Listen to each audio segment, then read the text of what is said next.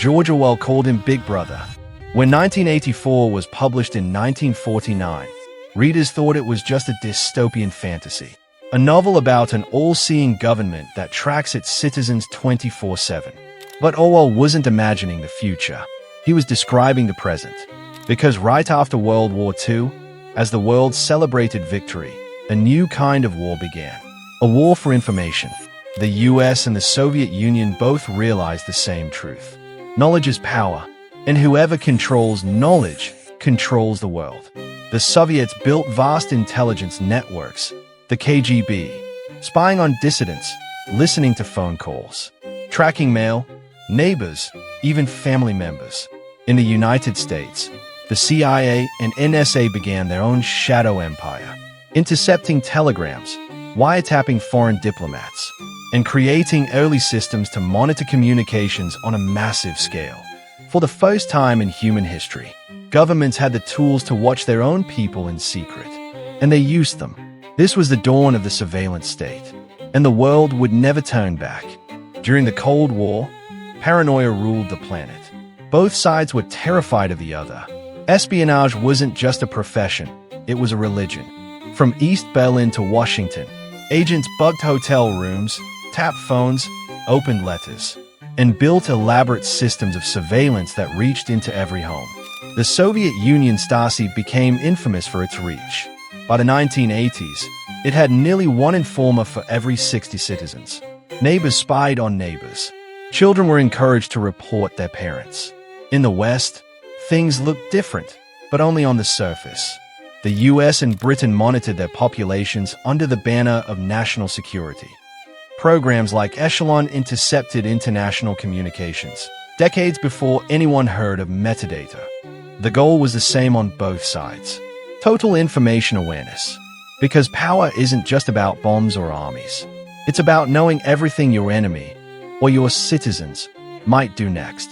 And as the Cold War intensified, surveillance became its invisible front line. Then came the computer, and suddenly, the dream of total surveillance became possible.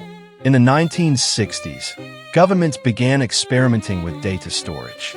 Massive rooms filled with spinning tape reels that could hold thousands of names and files. By the 1970s, mainframes started tracking not just soldiers or suspects, but ordinary people. The US created databases to manage taxes, voting, and criminal records. The Soviets built archives on millions of citizens, organized by hand and machine. And in 1983, something revolutionary happened. The personal computer arrived. Now, the same technology used by intelligence agencies was sitting in the living rooms of ordinary citizens. But with that came something darker, because every new layer of connection, every digital footprint, was another piece of data waiting to be collected. The world was moving toward Orwell's prophecy, and no one realized it yet.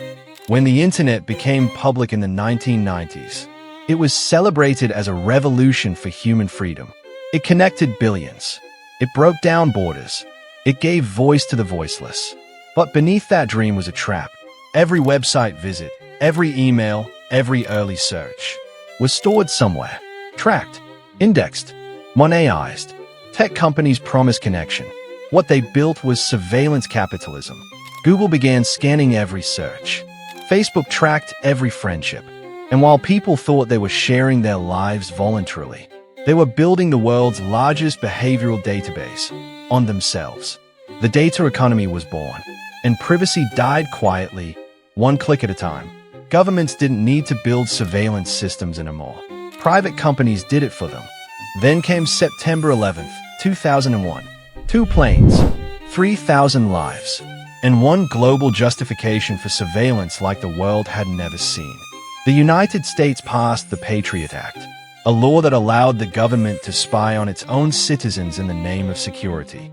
The NSA began secretly collecting phone records, emails, and internet traffic, not just from Americans, but from people around the world. And when Edward Snowden revealed the truth in 2013, it confirmed what Orwell had warned decades earlier. The state was always watching. Snowden's leaks showed that major tech companies, Google, Apple, Facebook, Microsoft, were all part of massive data sharing programs. Citizens have become suspects by default, and the line between democracy and dictatorship began to blur. Today, you don't need spies or secret police. You just need an algorithm. Artificial intelligence now tracks billions of people in real time. Your face, your voice, your location, everything can be analyzed, predicted, and sold. Governments like China have built digital control systems that would make the Stasi jealous.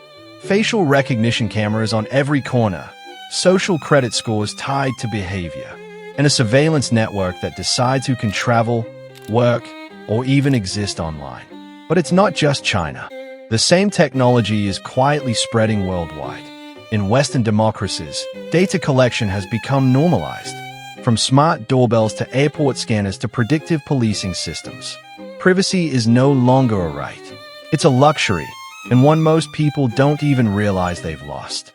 The most disturbing truth: surveillance has become the world's most profitable industry. Every scroll, every ad click, every GPS ping feeds a trillion-dollar ecosystem. You don't pay for Facebook. You are Facebook's product. Your attention is monetized. Your emotions are studied. Your fears are exploited. And governments don't have to build their own control systems anymore. They can just buy yours.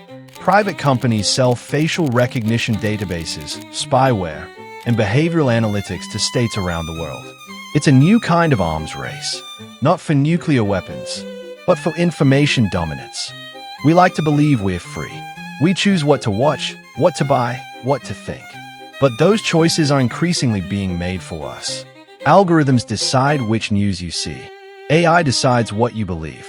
And every platform subtly shapes the way you perceive reality. This is the final evolution of surveillance. Not just watching you, but programming you. What Orwell imagined as thought crime has become digital manipulation. And the scariest part, it doesn't feel like control. It feels like comfort. From London to Beijing, from New York to New Delhi, surveillance is no longer a government secret. It's a way of life. Cameras line the streets. AI reads faces in milliseconds. And people voluntarily carry the ultimate tracking device, their smartphones. Humanity has built a system so vast that no one can escape it. A network that sees everything, remembers everything, and never forgets. The question is no longer if you're being watched, but who is watching you right now. We used to fear that Big Brother might come. He already has. He just doesn't look like Orwell's dictator. He looks like your phone. The world traded privacy for convenience and freedom for comfort. Surveillance has evolved from government force to social addiction, from cameras to code, from chains to clicks. And unless humanity changes course, the next generation won't have to imagine 1984.